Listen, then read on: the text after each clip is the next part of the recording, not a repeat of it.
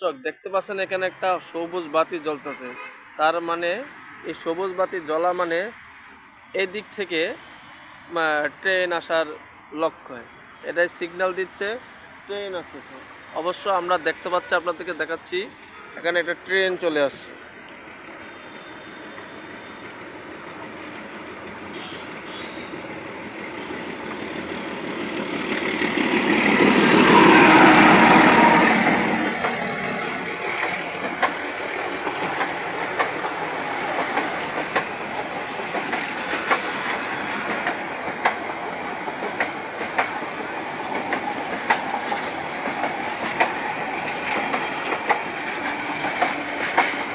খিলক্ষেতের train